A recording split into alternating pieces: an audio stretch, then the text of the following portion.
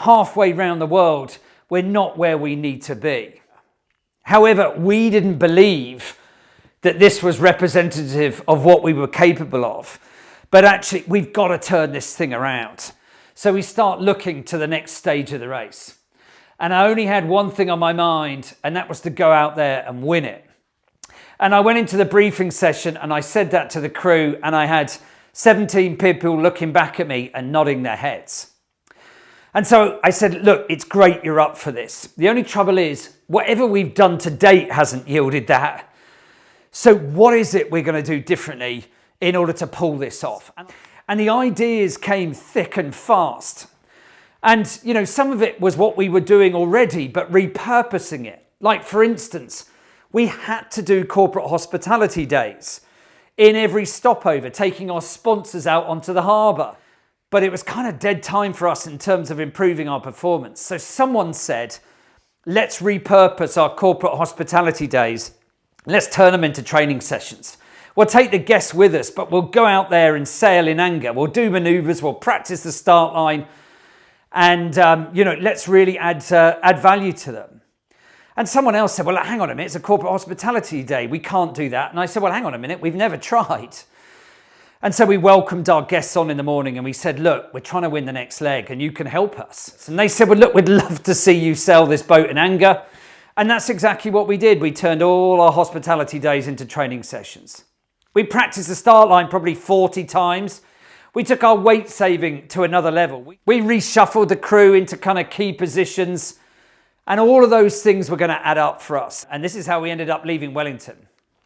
I'll see you in Sydney first. We're going to welcome in 11 boats. Sprint to Sydney, Marco. Yeah, can't wait.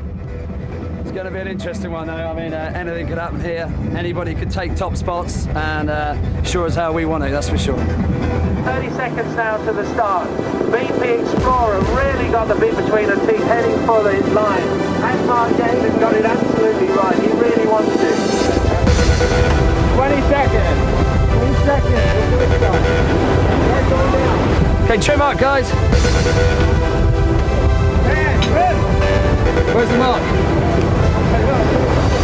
Now, BP's holding on. They've got 7 seconds to go. Yes, BP should get it. They've got the speed.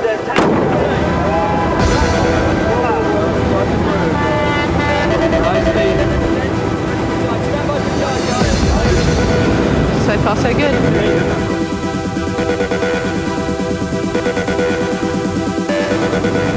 Holy smoke. Awesome sight, huh? Really damn busy, Stevie.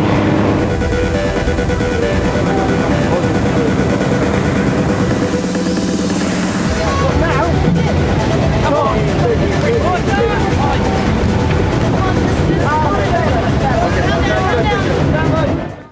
Yeah, it was exactly the start we wanted. Absolutely the start we wanted. But you know what? They're not going to let us have this easy. But you know what? We'd predicted this. We thought it would be that close. So much so that we'd flown our navigator over to Sydney to spend time with a specialist there. And as we started to head down Sydney Harbour, our navigator came up as calm as anything, and he just said, the right-hand side of the harbour has the most wind. Go down the right-hand side, and that's exactly what we did, and here's how we ended up finishing the leg. With the finish line alongside the famous Opera House beckoning, it now looks like LG Flatron will take their customary honours. But with less than a mile to go, it's BP Explorer who edge in front. Will this be the final twist to an intriguing finale? It is, and after 1,200 miles of racing, Mark Denton and his crew stayed focused to win by just the length of a boat. The official margin is 25 seconds. The celebrations will be sweet indeed. What a way to prove a point after their bad luck in Buenos Aires.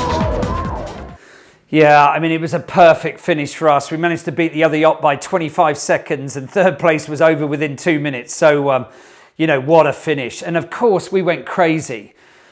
It was a massive team effort to achieve that. And so to pull that out of the bag was just such a great moment for us. And needless to say, we duly celebrated, and, I think we really deserved to.